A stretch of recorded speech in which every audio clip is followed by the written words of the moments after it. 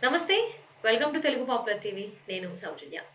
ఈ వారం మేషరాశి వారికి సంబంధించి ఏ విధంగా ఉండబోతోంది ఆస్ట్రాలజీ ప్రకారం? ఈ అంశానికి సంబంధించి ఎన్నో విషయాలని మనకు తెలియజేయడానికి ఈరోజు మనతో పాటు ఉన్నారు.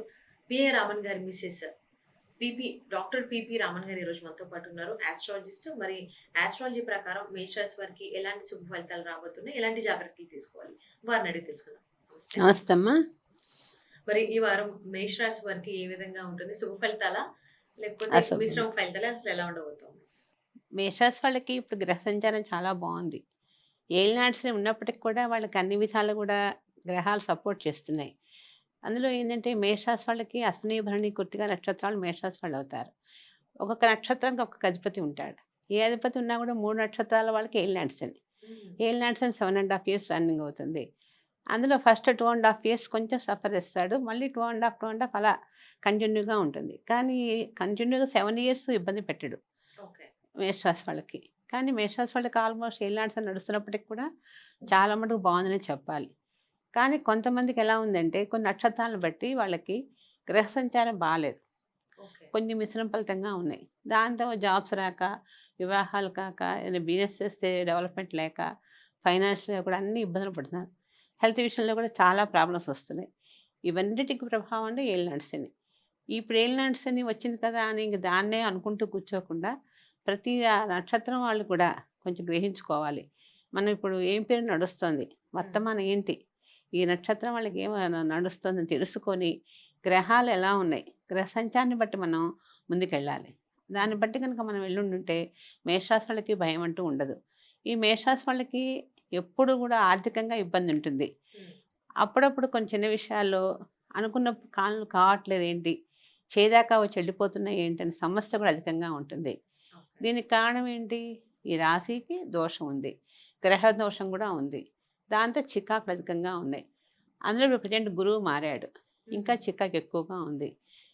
చికాకు ఉన్నప్పటికి కూడా రేపు ఆగస్టు నుంచి వాళ్ళకి ఆల్మోస్ట్ చాలా బావుంటుంది. ఓకే. చాలా ఏలినాటి ఉన్నప్పటికి కూడా గ్రహ సంచారం బావుంది. హ్యాపీగా ఉంటారు.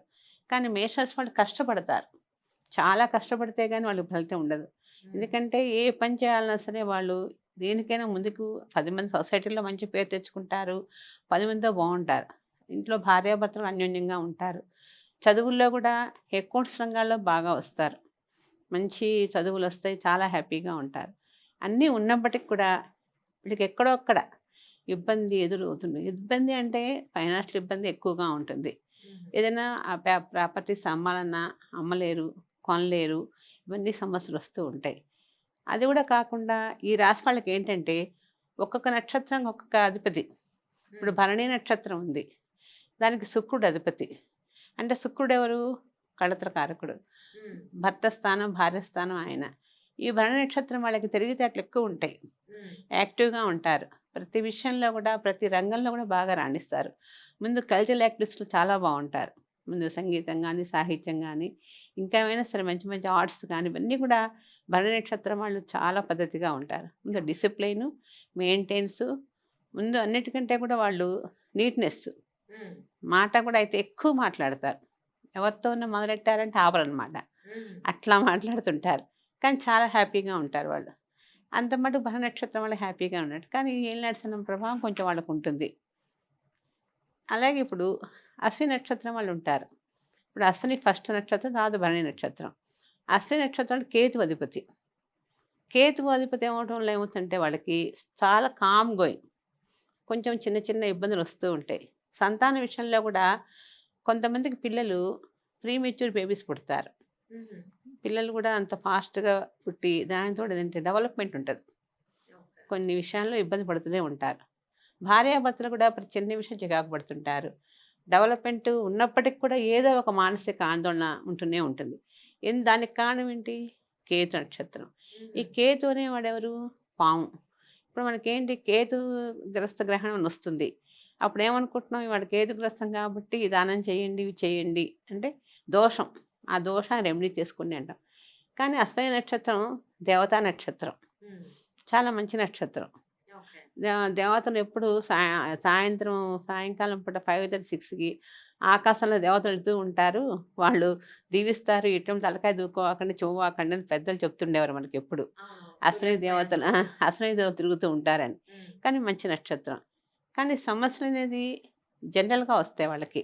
ఓకే. అంటే సాఫ్ట్‌గా ఉంటుంది లైఫ్. హ్మ్. ఫాస్ట్‌గా ఉండదు వాళ్ళకి. కానీ హ్యాపీగా ఉంటారు. అలాగే కృత్తిక నక్షత్రం వాళ్ళుంటారు. ఈ కృత్తిక వాళ్ళేంటంటే దగ్ధ నక్షత్రం రవి. హ్మ్. సూర్యభగవానుడనమాట. కోపం. ప్రతిదానికి కోపం, ఇరిటేషన్ ఎక్కువగా ఉంటుంది. అయితే వీళ్ళకి కొంచెం స్కిన్ ప్రాబ్లమ్స్ వస్తుంటాయి. హ్మ్. ఎలర్జీస్. రవి మన ఆరోగ్యకారకుడు. ఈ రవి వల్ల ఏంటంటే చికాకులనేవి సహజంగా వచ్చేవే. కానీ కొంచెం ఎలర్జీస్ ఎక్కువగా వస్తాయి.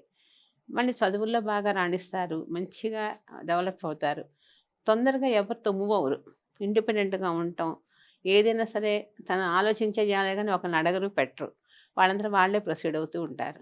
హ్మ్. కానీ మంచి ఆలోచన చేస్తారు. భార్య ఏదైనా మ్యారేజ్ చేసుకోవడానికి కూడా మంచి మ్యాచెస్ వస్తాయి. అన్ని విధాలుగా బావుంటుంది. ఏదైనా స్టేట్స్ వెళ్ళాలన్నా కూడా ట్రై చేసినా కూడా వెళ్ళగలుగుతారు. వీళ్ళకి అన్ని విధాలు కూడా అంటే రవి మంచి రేసింగ్. హ్మ్. రేజింగ్ నక్షత్రం. ఒక రేజింగ్ నక్షత్రం ఉంది. కొంచెం ఆరోగ్యంలో చికాకులు ఇస్తాడు. 2 ఉంటాయని. అందుకని ఈ కృత్తిక నక్షత్రం వాళ్ళకి భయం అంటూ ఏమీ లేదు. ఈ ఓకే. 3 నక్షత్రాల వాళ్ళకి కూడా ఏలినాటి శని ప్రభావం ఉంది. హ్మ్. ఈ ఏలినాటి శని ఉంది కాబట్టి ఈ నక్షత్రం వాళ్ళు ఏం చేయాలి? ప్రతి నెల కనీసం వెళ్లి నవగ్రహాలకి శనీశ్వరుడికి తైలాభిషేకం చేయించుకోవాలి. దాంతో పాటు ఇప్పుడు ఒక్కొక్క నక్షత్రానికి ఇప్పుడు జాతకం మొత్తం చూస్తే ఆ జాతకంలో దోషాలు ఏమన్నా ఉండి వర్తమాన పీరియడ్ బాలేకపోతే ఏలినాటి శని కాదు ఇంకో దోషం ఏదైనా ఉంది. దాన్ని పరిహారం చేసుకోవాలి. హ్మ్. ఆ పరిహారం చేసుకుంటే మాత్రం హ్యాపీగా ఉంటారు. నవగ్రహ శాంతి హోమాలు చేయించుకోవాలి. చేయించుకుంటే చాలా హ్యాపీగా ఉంటారు. అలాగే ఏలినాటి శని కదా! ఏలినాటి శనికి ఏంటంటే ఎవ్రీ మంత్ అభిషేకం చేయించాలి. తైలాభిషేకం. చేయించేసి ఒక గొడుగు దానం ఇచ్చుకోవాలి. నల్ల గొడుగు. నల్ల గొడుగు. దానం ఇయ్యాలి. దాంతో పాటు అంటే కొంచెం బియ్యం ఇయ్యాలి. కంపల్సరీగా చంద్రుడు. చంద్రుడు, శని కలిసి చంద్రుడు వచ్చి ఆ స్థానంలో ఉంటేనే మనకి ఏలినాటి శని ప్రభావం మొదలవుతుంది. అందుకని బియ్యం ఒకటి, ఈ గొడుగు ఒకటి కంపల్సరీగా దానం ఇయ్యాలి మేషరాశి వాళ్ళు. ఇచ్చినట్లయితే చాలా బావుంటుంది. హ్మ్. ఇంకా మిగిలిన విషయాలు వ్యాపారాలు గానీ, ఏదైనా సరే చేయాలంటే అన్నీ చేస్తారు. అన్నిటికి ముందే ఉంటారు. కానీ కొంచెం డెవలప్‌మెంట్ ఫాస్ట్‌గా ఉండదు. ఓకే. అదే వాళ్ళ సమస్య. సో, మరి డెవలప్‌మెంట్ ఫాస్ట్‌గా ఉండాలంటే వీళ్ళు ఎటువంటి పరిహారాలు చేసుకోవాలి అంటారు? ఇప్పుడు ఈ డెవలప్‌మెంట్ ఫాస్ట్‌గా ఉండాలి. ఇప్పుడు సపోజ్ భరణి అశ్విని నక్షత్రం వాళ్ళే ఉన్నారు. కేతు నక్షత్రం. అంటే ఫాస్ట్ డెవలప్‌మెంట్ ఉండదు వాళ్ళకి. హుహు. అప్పుడేం చేయాలి? గ్రహశాంతి చేయించుకోవాలి. ఓకే. నవగ్రహ శాంతి చేయించుకోవాలి. ఈ నక్షత్రానికి కొంచెం జపం చేయించుకొని, తర్పణ ఇచ్చేసి దానం ఇచ్చేయాలి. కాస్త ఉలువలు దానం ఇయ్యాలి. ఇచ్చినట్టయితే బావుంటుంది. అదే భరణి నక్షత్రం అనుకోండి, వాళ్ళకి వర్తమానం ఇప్పుడు రాహుదశ నడుస్తుంది. ఈ రాహుదశ వల్ల ఏమవుతుంది? చికాకు ఎక్కువగానే ఉంటుంది. హ్మ్. దానికి కూడా వాళ్ళేం చేయాలంటే, ఈ వాళ్ళకి శుక్రుడు అధిపతి. ఓకే. శుక్రుడు కళత్రకారకుడు. ఇప్పుడు భార్యాభర్తలు ఎంత బాగున్నప్పటికీ ఏదో ఒక సమస్య హ్మ్. ఎదురుపడుతూనే ఉంటుంది వాళ్ళకి. కానీ ఒకళ్ళు ఒకళ్ళు మించుంటారు. హుహు. ఇద్దరు ఒకటే మెంటాలిటీతో ఇప్పుడు సపోజ్ మరణ నక్షత్రం వాళ్ళు పెళ్లి చేసుకోవాలంటే, వాళ్ళ తగ్గమ్మాయి జాతకం చూసుకొని, ఈ హ్మ్. అమ్మాయి సూట్ అవుతుందంటే చేసుకోవాలి. సూట్ కాదంటే చేసుకోకూడదు. ఎందుకంటే వాళ్ళు సెట్ అవ్వదు. హ్మ్. హ్మ్. వీళ్ళు చాలా యాక్టివ్‌గా ఉంటారు. ప్రతి దానిలో ముందుంటారు. నీట్‌నెస్ మెయింటైన్ చేస్తారు. మంచి చదువుల్లో ఉంచి 10 మంది కావాలనుకునే మనుషులు వీళ్ళు. హ్మ్. వచ్చిన అమ్మాయి కొంచెం వద్దనుకుందనుకోండి సపోజ్. సహజంగా జాతకం చూడకుండా చేసుకుంటే ఏదో ఒక అమ్మాయి వచ్చేస్తుంది. వచ్చిన అవును. తర్వాత ఇద్దరికి ఏదో ఇబ్బందులు వస్తూనే ఉంటాయి. అది కూడా కాకుండా అండి జాతకం చూసేటప్పుడు నక్షత్రాలు ఒకటిగా ఉండకూడదు. లగ్నాలు ఒకటి ఉండకూడదు. అలా ఉన్నట్టయితే దోషం ఉంటుంది. ఒకటే పీరియడ్ నడుస్తూ ఉంటుంది వాళ్ళకి. దాంతో బాగా చికాకు ఫేస్ చేస్తారు. ఈ నక్షత్రం అసలు భరణి నక్షత్రం వాళ్ళు నంబర్ వనే చెప్పాలి. హ్మ్. ఇప్పుడు మన సపోజ్ మనకి ఎండాకాలం వచ్చేసింది. అబ్బో! భరణి నక్షత్రం వచ్చేసింది. బండలు పగలు కొట్టేస్తుంది ఎండ అనుకుంటాం. అవును. కనపడుతూనే ఉందిగా మనకి. ఆ ప్రభావం. వాడు ఎంత తేజస్సుగా ఉంటారో అంత విసిగిస్తారు.